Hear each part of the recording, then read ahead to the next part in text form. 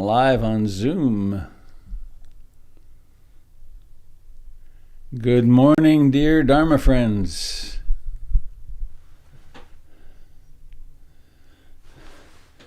My reminder, my check, it's the 20th of November.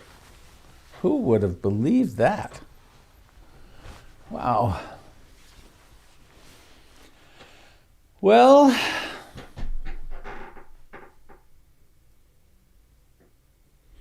how wonderful to see all of your faces and to be here together.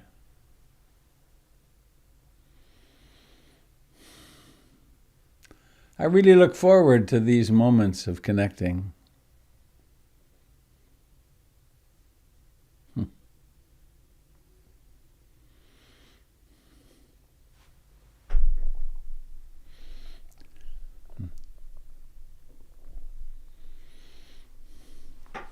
And as I've suggested numerous times, I invite you in these moments when we have little doorways into each other's homes and lives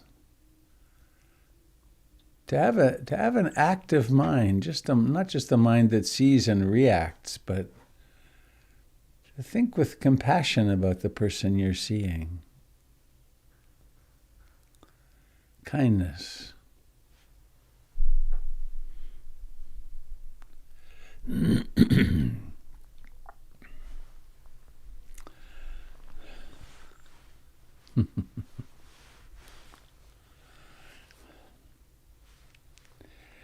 Well, I have really an old favorite that's come up this morning.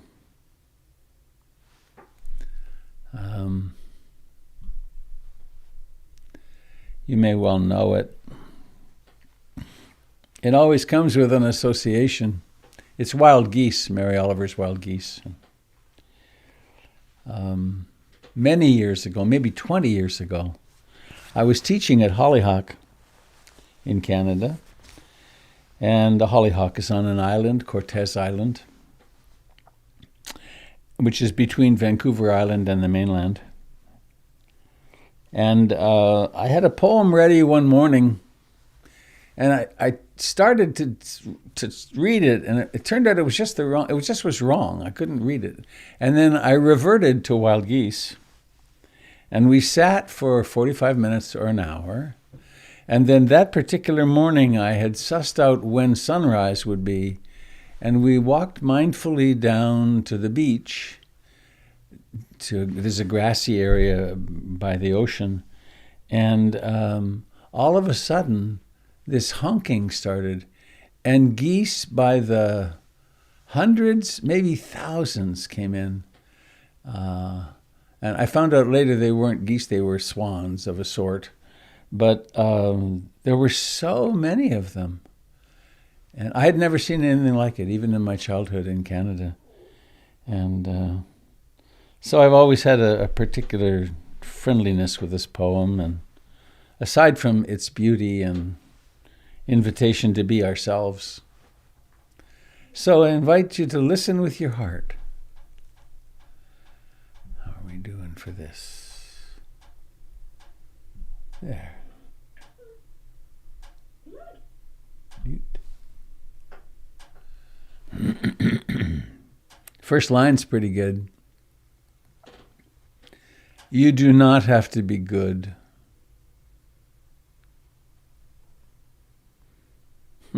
Maybe that's enough of a poem for today.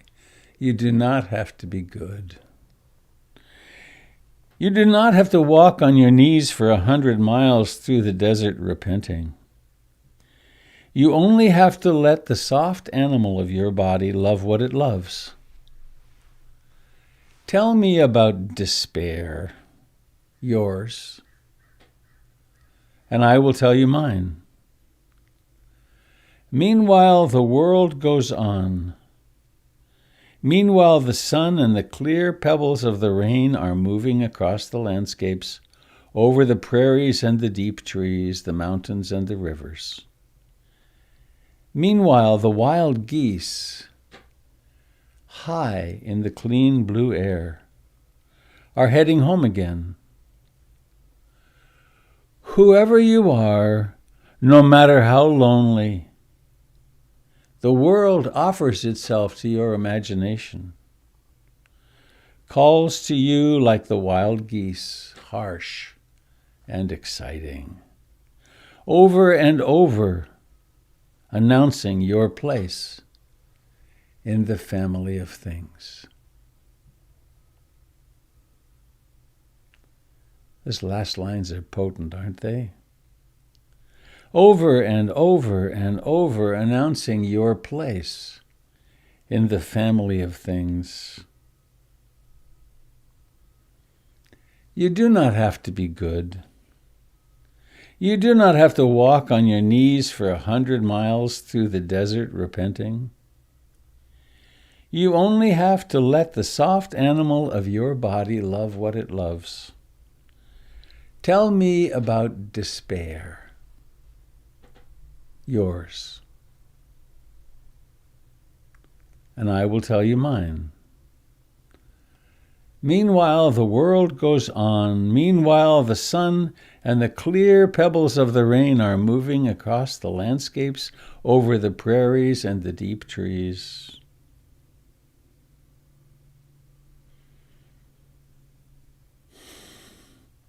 Over the mountains and the rivers. Meanwhile, the wild geese, high in the clear blue air, are heading home again. Whoever you are, no matter how lonely, this world offers itself to your imagination, calls to you like the wild geese, harsh and exciting, over and over announcing your place in the family of things. Over and over and over, announcing your place in the family of things.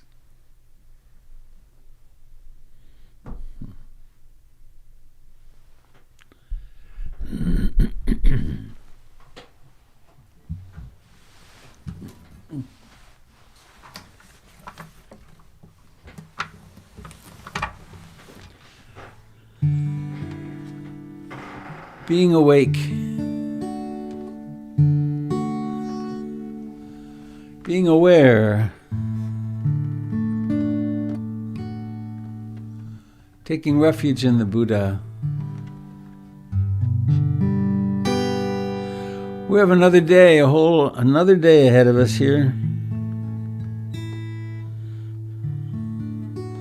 Millions, maybe billions of mind moments.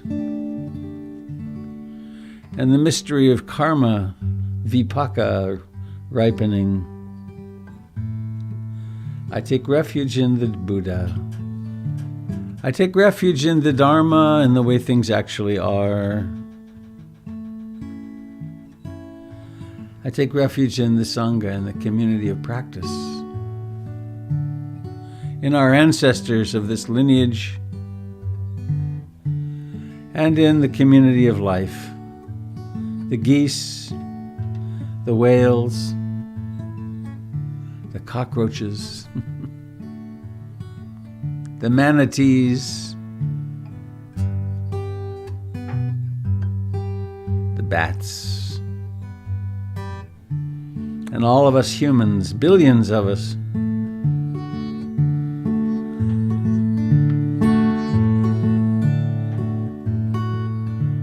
I take refuge in the Buddha, the one who shows me the way in this life.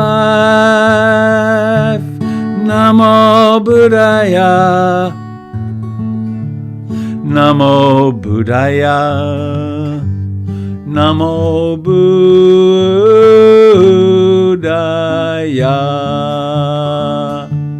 I take refuge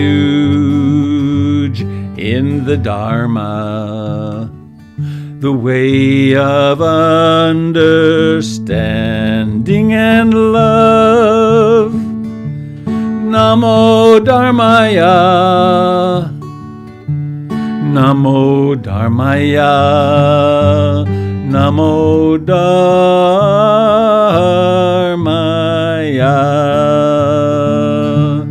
I take refuge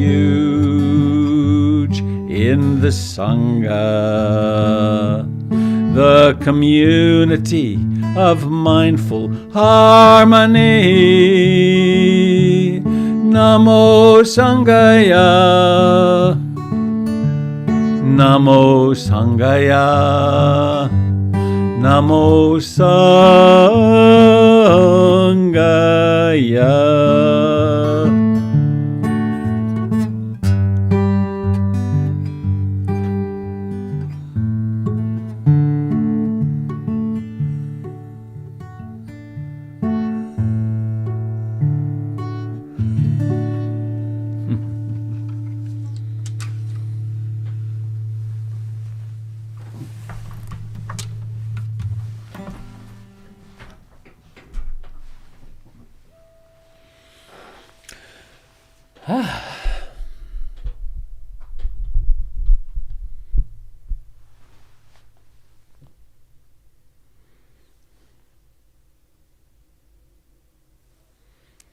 How lovely to have an anthem.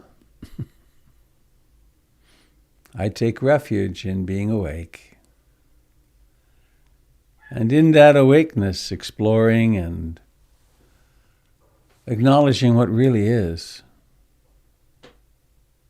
Learning to live in things as they actually are, rather than through the delusions and fantasies that we have. And to do it in the company of friends. And to rest back in our belongingness, in our kinship with all of our relations, all of our fellow beings here on the earth.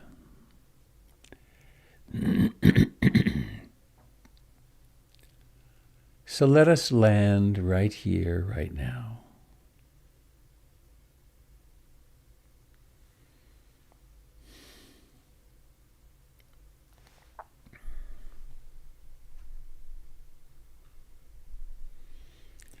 Let us notice the aliveness of the body.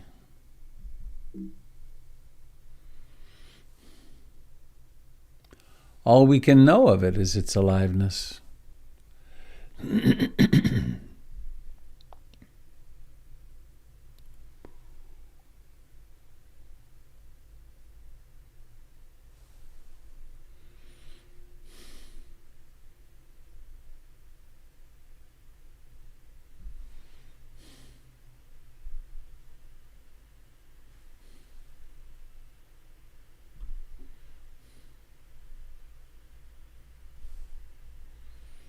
Notice where the body makes contact with the floor or the cushion or the chair.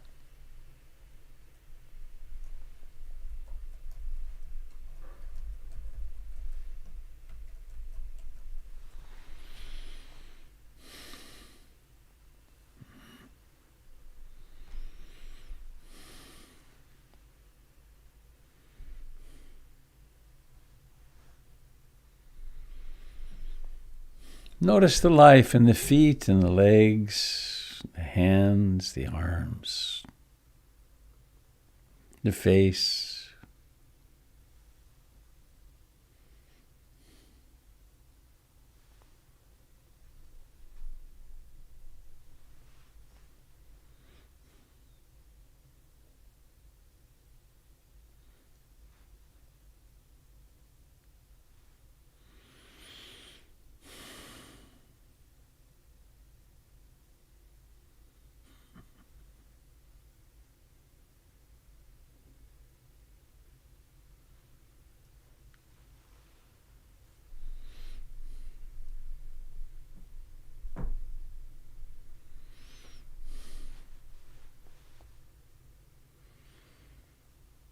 And this morning, let us honor the mental capacity, the mental factor of concentration.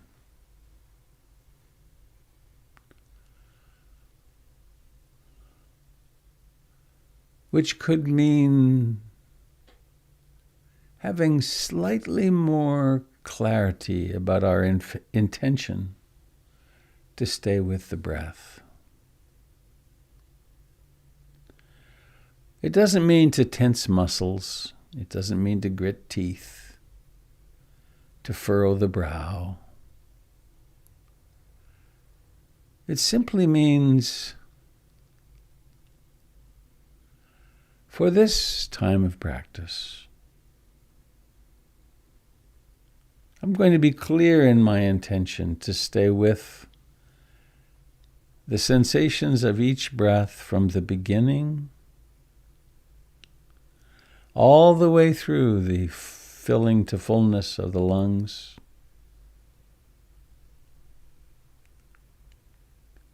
and all the way through their emptying. Again and again, mind moment by mind moment, clarifying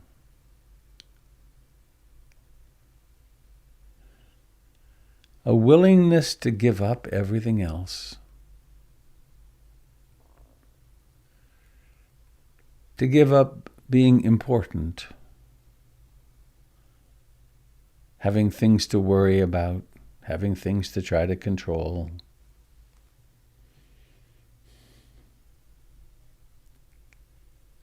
To give up having a past and having a future.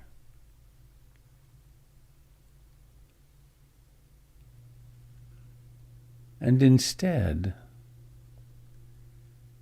to just be here.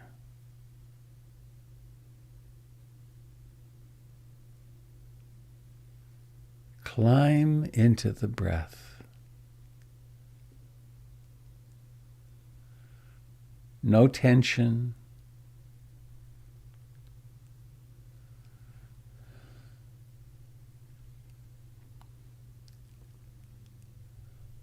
Abandon all need or even capacity to move.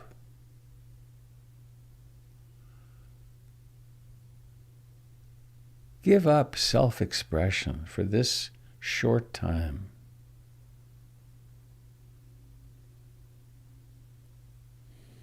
Become in-breathing and out-breathing.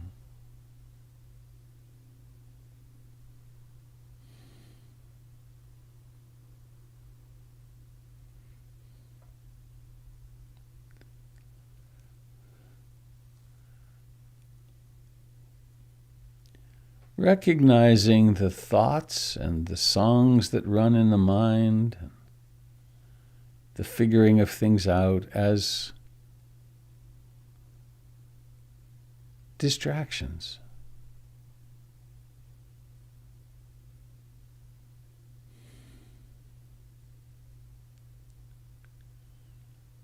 Come home to now.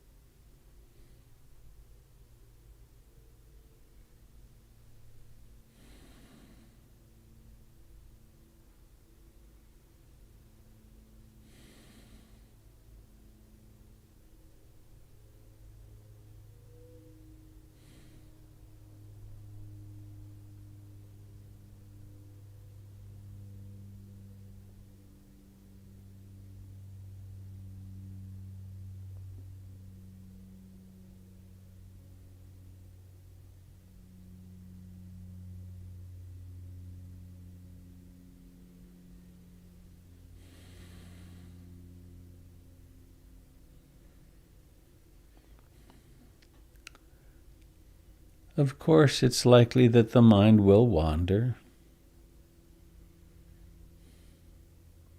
The 5 hindrances of desire and aversion and restlessness and sloth and torpor and doubt may appear.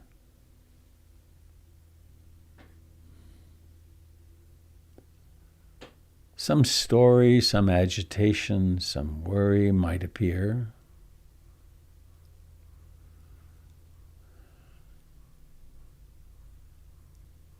Let us renounce all identification with these.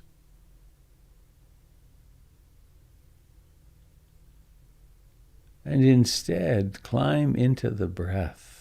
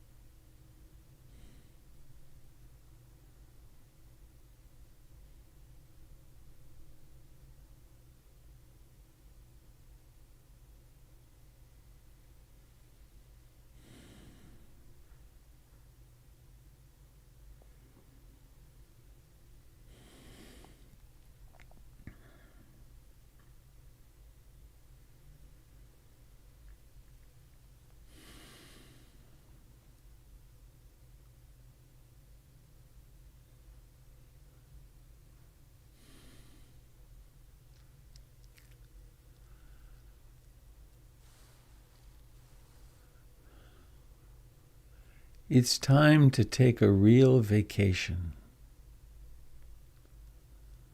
and simply be breathing.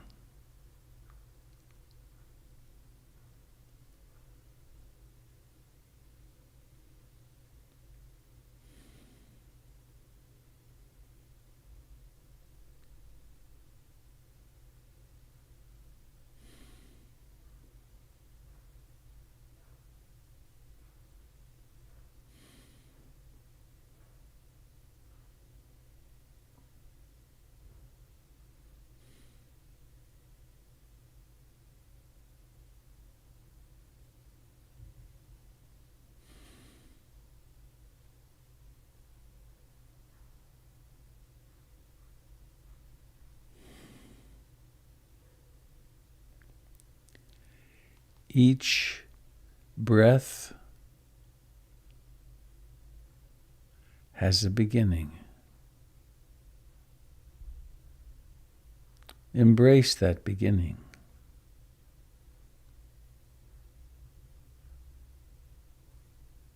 It has a rising to fullness.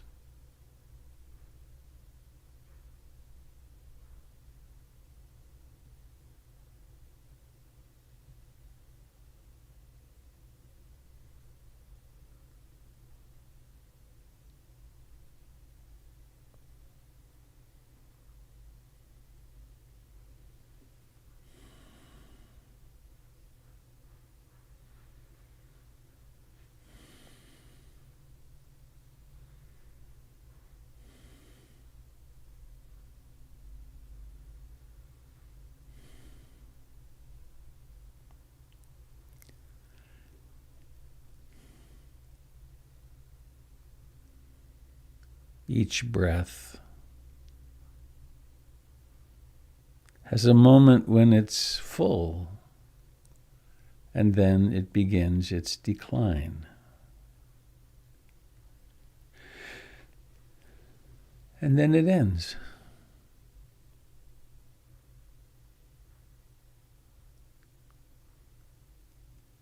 So there's nothing to hold on to.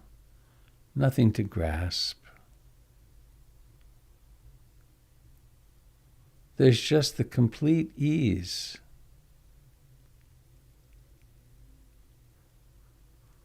of allowing breathing to continue with presence, with knowing.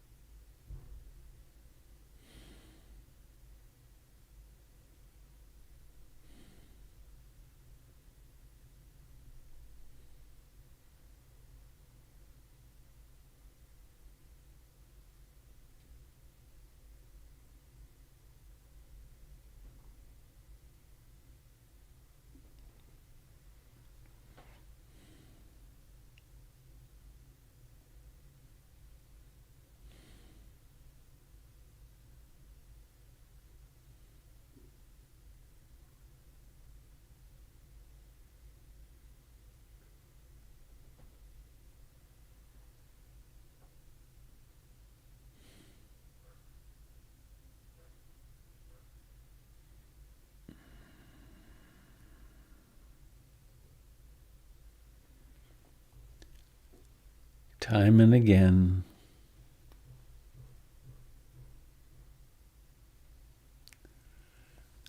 awareness may well awaken in the midst of a wandering mind, in the midst of an obsession or a mood or an emotion.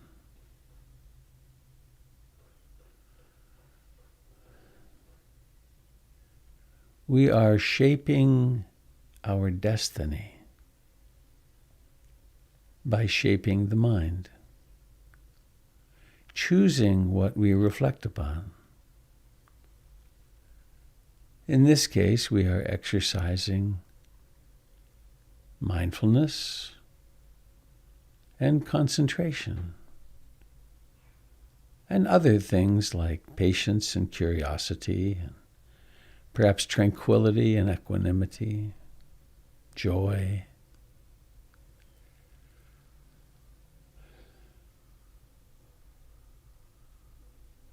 It is here that we plant the seeds of our awakening. We strengthen our capacity to be the Buddha, Kuan Yin, Mary, Jesus. Whatever your chosen ideal might be, they all represent the same thing: going beyond selfish desires, going beyond hatred, going beyond fear.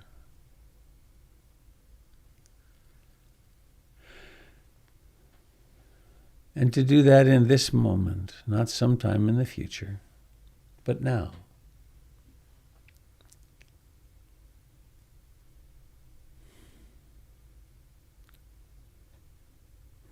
Finding and going through the door to the present moment.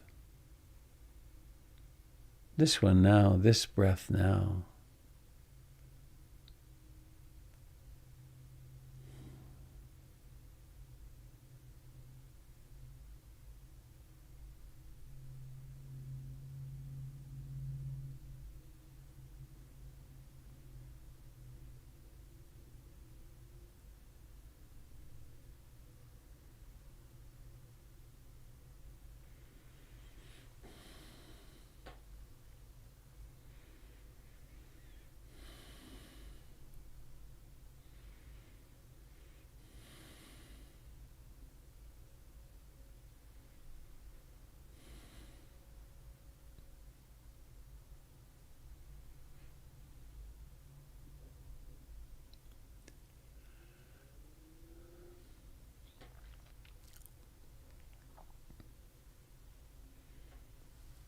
And let us turn awareness now into the entire body, awakening hands and feet and face,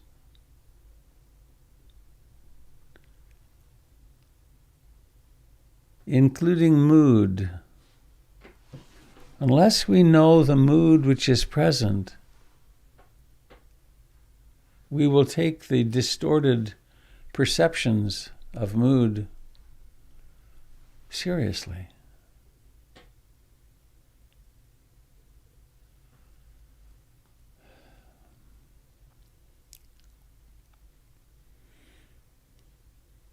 We can ask ourselves, am I this mood?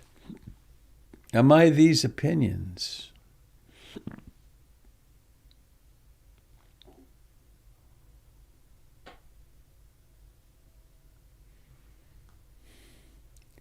And time and again we discover what we are as that which knows these phenomena.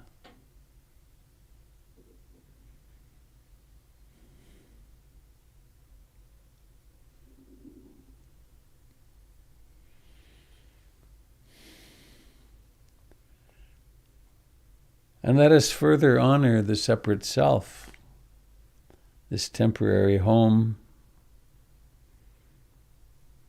On the in-breath, think a kind thought.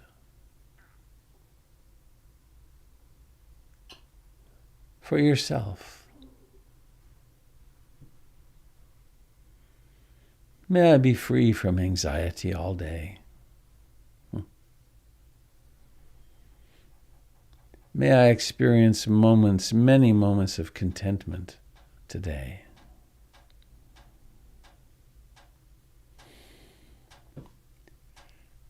May any tendency of the mind to create enemy images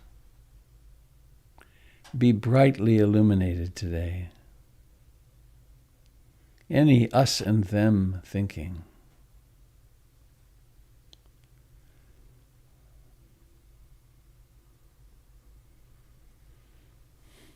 May I be free from fear today.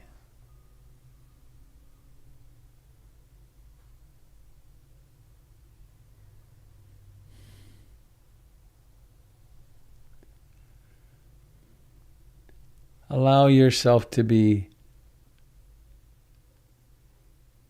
remarkably generous to yourself in these intentions.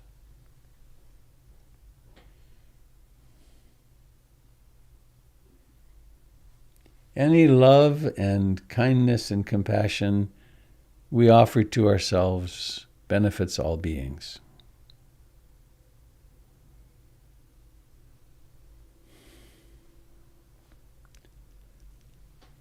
And now let us bring awareness, awaken awareness, observe the mystery of awareness opening in the face, in the nose, in the hands, in the face, in the eyes,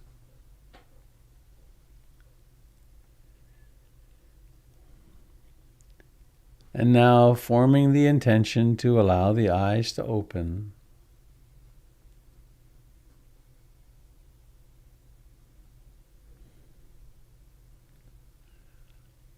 And let seeing, observe the mystery of seeing beginning.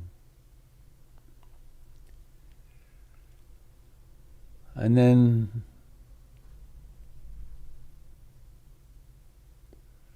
why not?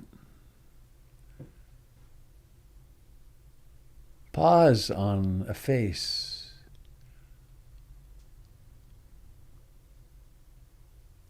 Think those same thoughts.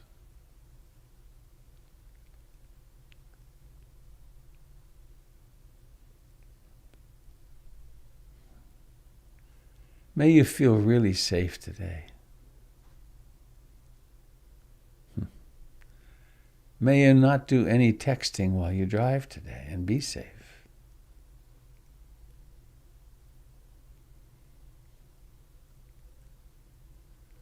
May you be free from your personality's strategies to change other people.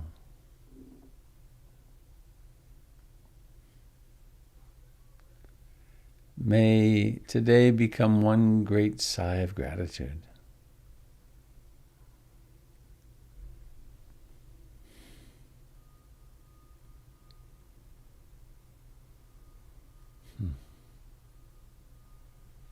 It's fun, isn't it? Our minds are so conditioned to find the problem, to compare and contrast. My goodness, how many years of school. Think of the number of years of school represented by the people on this meeting. It's huge.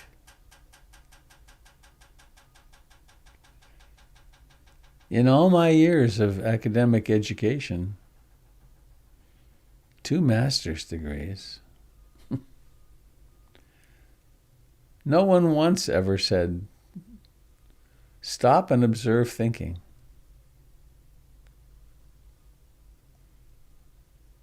Notice that thinking is one of your great skills, but not perhaps your most important.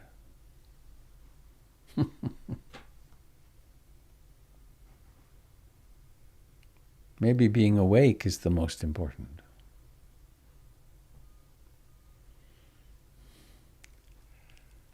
Well, I have one announcement, which is, as I was reminded by Jim yesterday, he's doing a Qigong meditation movement gathering tomorrow at through PIMC, but here on Zoom. You can find the link to that on the website. And if you want to practice feeling really good around generosity, find a way to be generous today. I met another really sad person outside New Seasons a couple of days ago. Stopped to get my lunch. And I usually stop and talk to whoever's there, ask them what they'd want. And took great delight in getting a turkey sandwich and a few other things for this person who had difficulty speaking. But find ways to be generous with yourself. Take another hour sometime today and sit or exercise. And you're always invited to support PIMC, which is doing fine through this COVID thing. We're actually, in the next week, I think, we're going to have I'm going to make a little video, and we're going to have a printed or digital thing, about our financial circumstances and what's coming. So we're going to make it through the pandemic, which is great. Not all Dharma centers are succeeding in that way. Sad. And if you'd like to, I invite you to visit the portlandinsight.org website and become a monthly donor or make a one-time contribution. Doesn't matter how much. It really doesn't. They always say that in the financial appeals, but because what really matters is the act of giving. So with that, I want to pause my talking and see what's happening with you this morning. If you'd like to share something, please just unmute yourself and there you'll be. I'm not sure my speaker is on. Let me see. No, now it's off. Come on. Makes a nice noise when it comes on.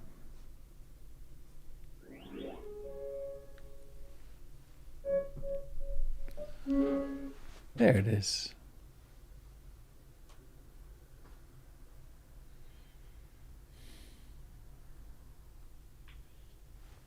Tim. Yep. Hi. Good morning. I had an interesting experience just now that maybe I should describe. When you said at the beginning something along the lines of allow yourself to land in the here and now, I had a sudden shift in perception or something. And I'm trying to think how to describe it. It was kind of like suddenly being at a high place with no handrails and nothing around but a lot of air. Or sort of like being outside of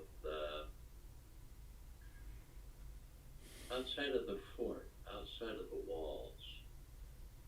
It wasn't a safe feeling, nor was it a feeling of danger. It wasn't frightening, but it was vulnerable. The here and now, and it was just a body, a body feeling, to be in the here and now just for that moment of feeling without any connection to the past or the future. So just there by myself in a way.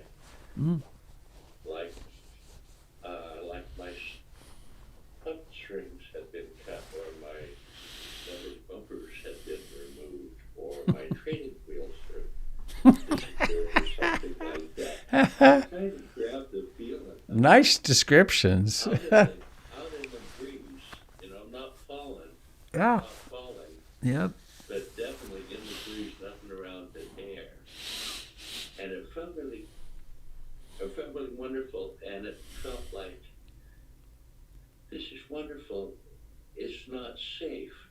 And I flashed on the thing that they said over and over in the Narnia stories about Aslan. Say, he's not a tame lion. Yeah. He's not a tame lion. He's not safe. He's not a tame lion. So it was like that. This is not safe. This is outside the fort. Without support. Anyhow, it was a wonderful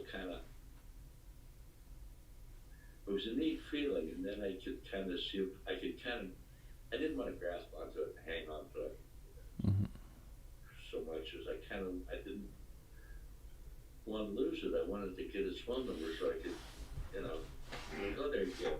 And it kind of came just in the phrase here and now. Finding the here and now.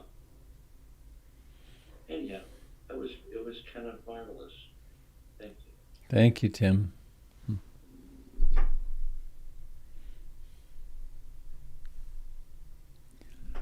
View gallery.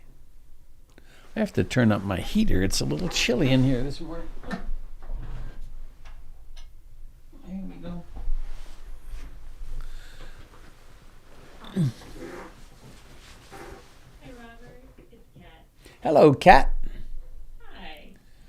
I have a bit of confusion. Hold on, Ethan. Which is that. So, hold. You know what? I'll speak next after I kill it.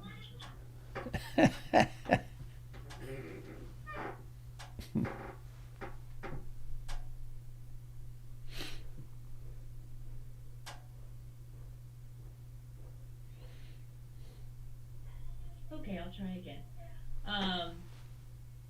So when I hear you just say the words like vacation and ease, that confuses me because to keep my attention on the breath does not feel like a vacation or easeful. For me, it feels like I have a personal trainer in my brain being like, you can do it, go back to the breath, you can do it. Right. And so, of course, the instant question is, am I doing it wrong? But also, the more sort of global question is, how do you find ease in concentration? Those two things they don't match for me. Yeah, there's a habit that we have, and it's deep, that we think that to concentrate we have to at least tighten some muscle. There has to be some personal trainer saying, go for 5 more. And that's an old conditioned habit when, in fact, all we have to do to cultivate concentration, to cultivate any of these mental states, is have the intention to drift in that direction. So another way of wording it would be, when you discover the mind wandering, be clear in your intention. And once again, apply initial application, targeting, and then once you've made contact, continue making contact. Stay there. But it's done with volition and intention rather than tension. It's funny, the words are the same. Intention.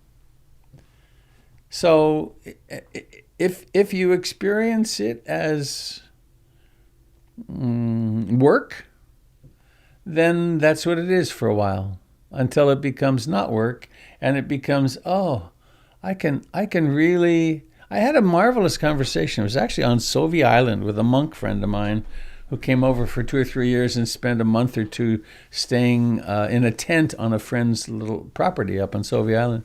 And we were sitting in his tent one afternoon, and I forget how it came up, but he said that I had really I had an unhelpful attitude toward concentration. And he said, think of concentration more. First thing he said was, concentration isn't a particularly intelligent state. It has no cognition in it. It's not about intelligence.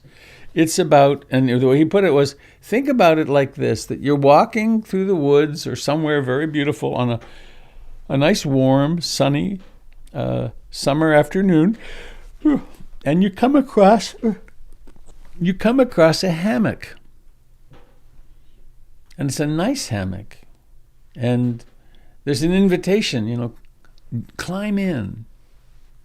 And then you arrange yourself and you climb into the hammock, across it at 45 degrees, so it's flat rather than a saggy thing. That's not what he said. But climb in and then rest. Rest in the breath. So it's,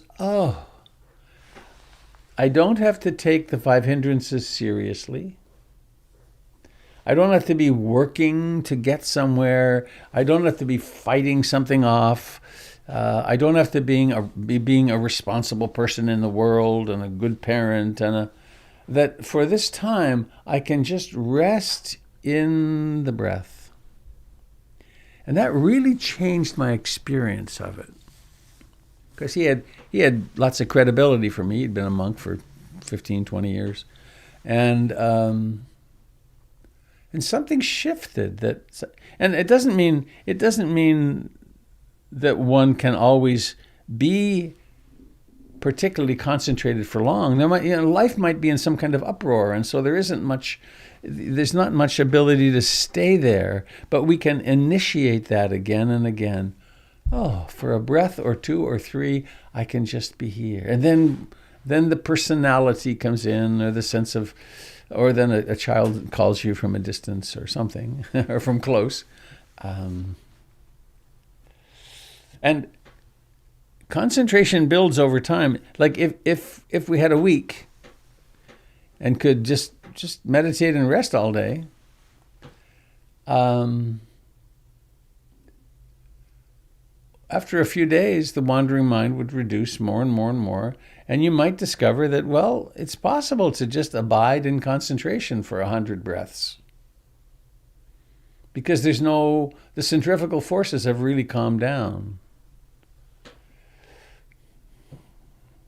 That making sense in terms of flavor? Yeah. And sometimes there just isn't any. There's complete restlessness and agitation and freaked outness and social responsibility and whatever it is. And then we turn our awareness toward those phenomena. And then we have what's called moment-to-moment concentration. And we have a moment of really clear connection with restlessness, or clear connection with hatred or fear or jealousy, and then it comes and it goes.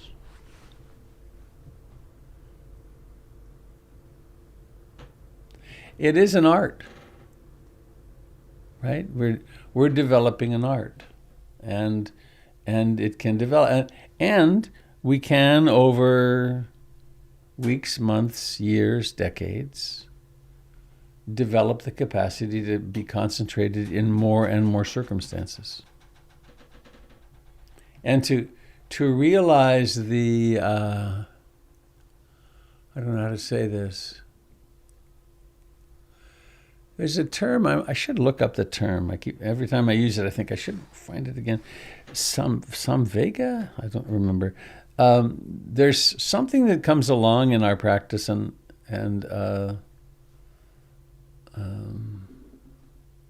it's called world weariness. It's like, another exciting moment.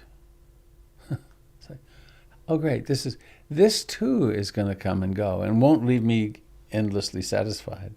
And it's not depression. It's not despair. It's just a sense of, another exciting experience, or another fun thing, another vacation, another this or that. Well, it's great, but there's something else. There's something else that I really want. And that's what our meditation continues to deepen and deepen then, because we devote more life energy to it. And then concentration can also build with that the things that we're in uproar about, when we realize that our uproar is not affecting the world, but is just affecting ourselves, then the mind can tend to go quiet, and we don't do so much uproar.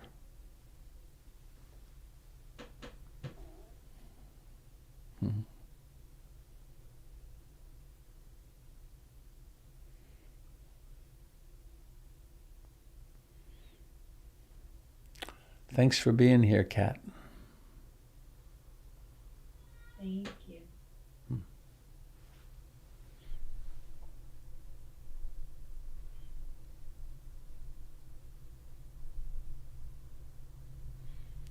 Anybody else have a question or comment?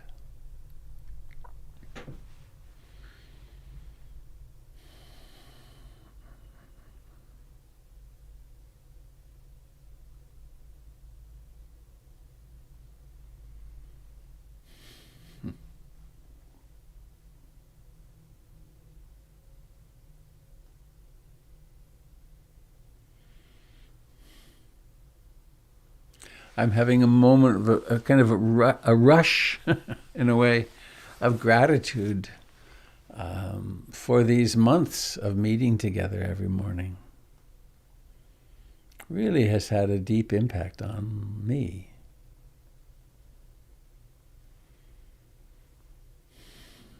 A deep, very positive impact.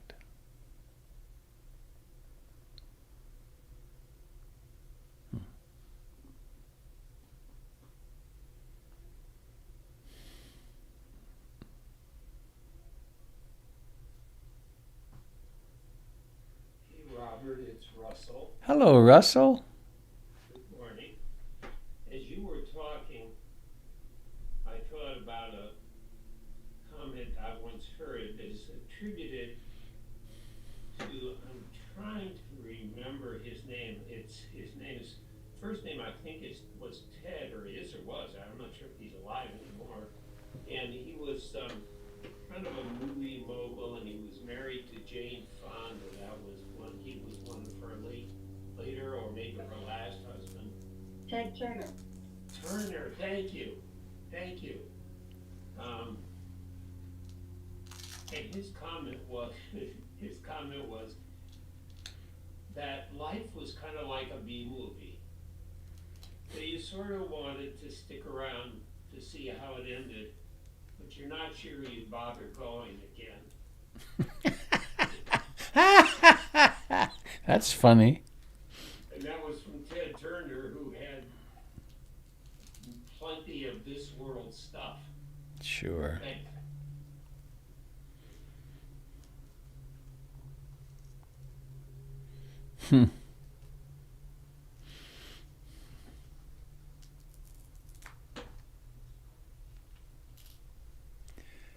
Another question about concentration. I'm seeking. Who is speaking? Me. Oh, I see you. Hi, KB. Hi, yeah.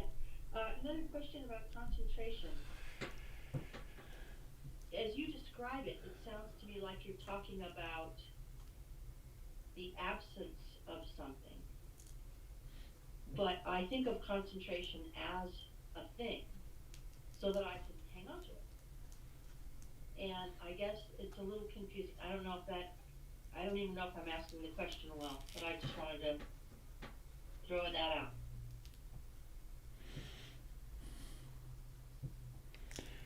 You think of it as a thing so you can hang on to it. Concentration is a thing so you want to hold on to it? It's a place I'm trying to get to. And yet, as you describe it, it sounds like it's actually the absence of a place. So I'm a little confused.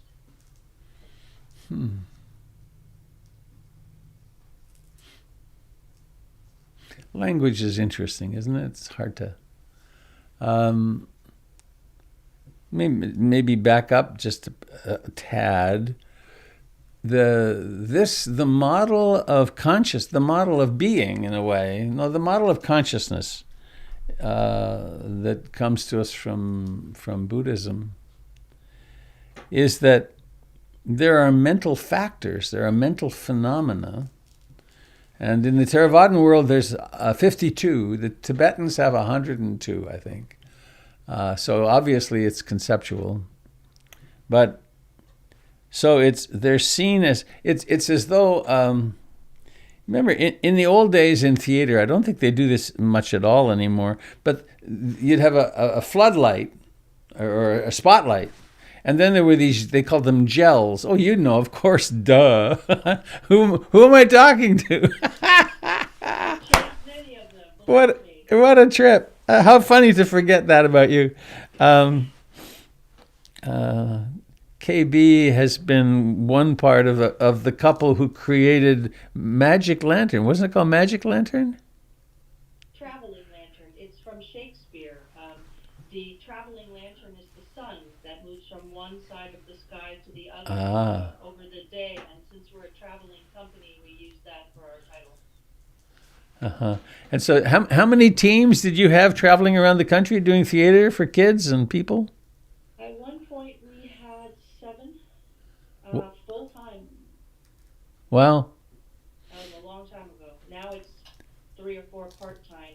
And during the pandemic, it's virtual. Right. We don't have anybody on the road. So, we're scraping by. Yeah.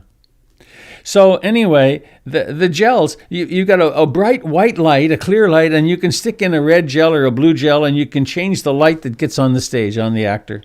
And that's the same notion with all the mental factors, which are the 5 hindrances, the 7 enlightenment factors, one of which is concentration.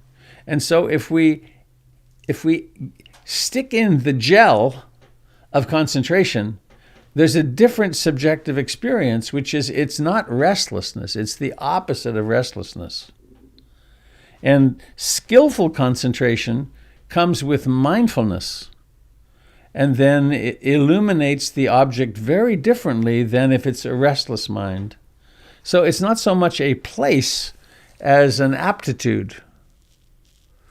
Moment by moment, if concentration is part of the mix, then the mind is stable, and then you add mindfulness, and it's stable and focused, and then you can really see what's going on inside and outside, for that matter. Thank you. I'll think about that. Robert, A voice. this is Jim. Look. What you're describing is exactly what's motivated me to stick with Qigong for so long. To go back to Kat's experience with kids, she's seen them work at standing up and finding their balance and working across the room, walking one foot after the other, and that eventually becomes, that's not cognitive. They don't have any cognition when they're learning to walk. It's repetition of a process, a faculty, and it's tiny at the beginning, and they make a lot of mistakes, and then they grow into this concentrated faculty of, I can lift my hand, or I can lift my leg and move across this room. I can, to go back to the hand, just lift my hand and reach out and grab a glass and bring it. That's concentrating. That's the faculty of concentrating all your muscles in this arm around that cup. And you can be moment to moment aware of each stage of that faculty unfolding. And it comes from simple repetition. It doesn't come from thinking. There's no thinking involved in it. To describe it is all kinds of words. But when you reach out and grab a cup or a bottle and you bring it to your lips, you're concentrating a whole bunch of different muscles and bones and nerves, they're concentrated into a single focus without the thinking. Mm-hmm. Thank you. Mm-hmm.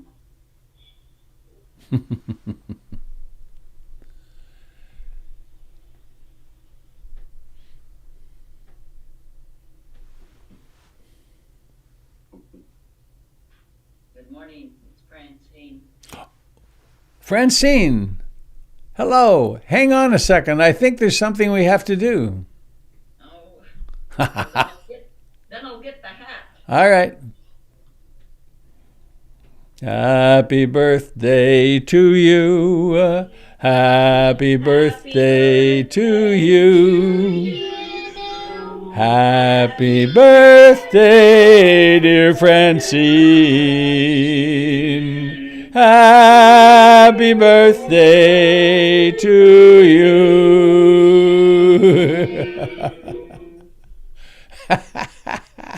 That was fun. Thank you. Hi. I actually have a question. Thank you for all the comments, so signed off. I was not at all alone this morning. I don't know much about Mother Teresa, but she just showed up this morning. What do we know about this blessed soul? Well, there are books about her. She saw the Christ in suffering humanity and picked people up off the streets of Calcutta and other cities and was of great service. What do you know about her? She's in you. Not much. I know she was a very tiny person. I think she might have been Catholic. Oh, yeah. Yeah, she was Catholic. Catholic, and was she a nun? Yeah, I think so. Yeah. And she led orders of nuns. Uh-huh. We'll have to dig into that today because she's not, been kind of a spiritual icon, but boy, she sure showed up today. It's a birthday gift. I think so. See, I had it's Melissa. Hi, good morning. I had a similar experience. Robert was going through the list of, the Buddha and Kuan Yin and Jesus and Mary, and I added in my own commentary that was Mother Teresa because I put her kind of in that realm. Also, the one phrase that I always think of when I think of Mother Teresa is something, paraphrased, something like, we can do no great acts, or no great things, only small things with great love. Oh, that's right. Mm-hmm. Oh, I love that. Thank you.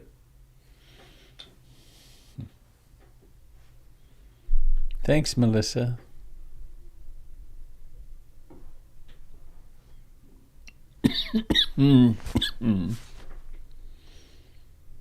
Well, we've got a few more moments. Anybody else want to share something? We certainly are having beautiful conversation. Robert, this is Han. Just Hello, Han. comment of what we were saying about being present with the present moment. The thing that was a language change for me was, I think it was Eckhart Tolle who said he didn't want to use the word mindfulness, rather he wanted to use the word presencing, and that really fit for me because I like to think that, I'm doing something, it's part of that cat's coach thing, that I want to do it so it really is going to work. So presencing, the word presencing just really framed it as something, I'm doing that, I'm presencing that, rather than mindfulness, which almost seemed too big and too conceptual. So just that comment. Thanks, Ed.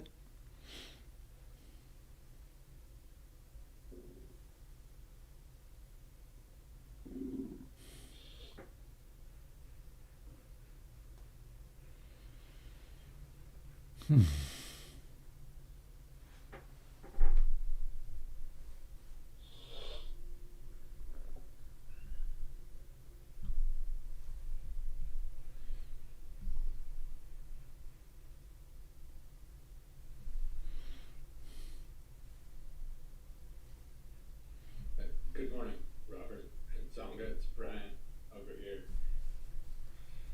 I'm looking. Oh, there you are. Hi. Here I am. Yeah, good morning. I'll just add something quickly that I think kind of ties into the present moment and concentration. Something that I've kind of developed that works for me over the years. I've been, very fortunate to have an able body, and I'm pretty athletic and have been involved in a number of different things. Surfing is one of the more difficult things I've ever done in my life, much like mindful concentration, right, in meditation. And to me, they're very similar. And that when I'm actually sort of in that moment, it isn't necessarily a moment of safety like I heard initially. And it does, require a lot of concentration to be just right there. And it is a lot of like trained reflex. And it's certainly fleeting. I'm only there for a little bit, but I can kind of put myself into that same space. And it's sort of, they're not the same at all, but, it's like they're cousins or relatives somehow. The same experience for me. So anyway, just thought I'd throw that in the mix. I relate to that from skiing. That before I had meditation, I could ski and I would have long periods when there wouldn't be much thinking at all. There'd just be in here. Right. And the faster I went, the more I had to be here. For sure. Yeah. Thanks. I tried surfing twice and I just couldn't do it. It was too. It's so difficult. Like I said, I've skied and snowboarded and skateboarded and lots of mountain biking and all kinds of but extreme things.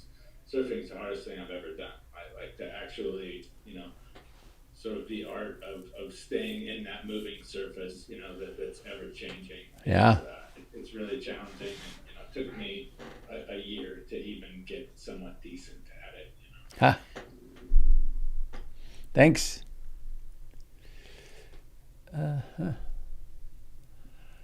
Well, friends, time to go soon. Anybody sitting with something that it would be important for your heart to say?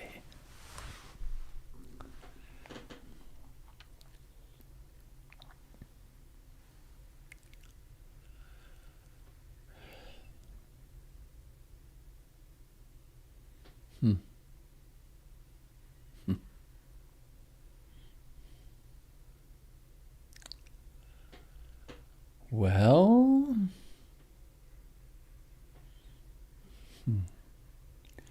let's. Oh, a couple of announcements I remember just now. One is I will be doing the mornings on Thanksgiving Day and the Friday after Thanksgiving. And I also have clarified now on Thanksgiving Day from 3:30 to 5, I'm going to do to invite you, any of you that want to come, to a gratitude practice, a Thanksgiving practice. And I'm not sure exactly all that it will entail, but and I'm not sure quite how to create the space. But there will be more. I'll talk about it more next week in terms of how to get the link. I'm not sure whether I should use this link, and I need to think through a few things. But that's an opportunity, and you can come to come to part of it or the beginning. There'll be a meditation at the beginning, of course, but I mentioned it in passing, and several people let me know. Yes, let's do that. So in this time of greater social isolation. Greater, God, it's a lot, isn't it? Whew. Well, let's sing our way out of here. I will not be broadcasting tomorrow, but I will be on Sunday at 10. So let's sing. Unmute yourself if you wish. May all beings be happy. May all beings be happy. May all beings be happy. Sadhu, sadhu, sadhu.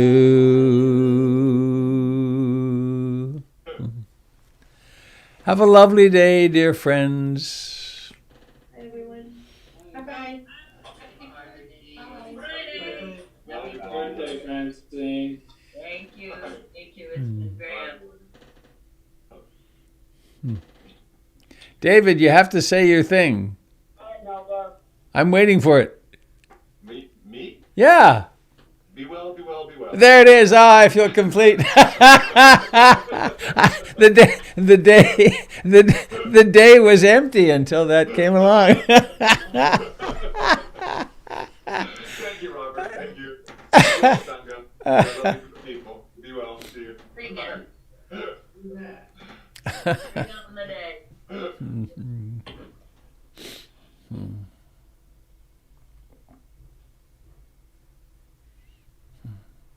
Everyone gets bigger as people disappear. It's fun. It's true. Francine's view is amazing. That's out the window, the front window. That's beautiful. It's gorgeous, isn't it? I'd love to give you a tour of my garden someday. Hello, Donnie. Oh.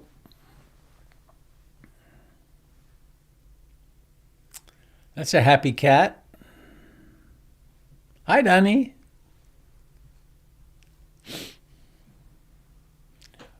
Are you in Portland, Donnie?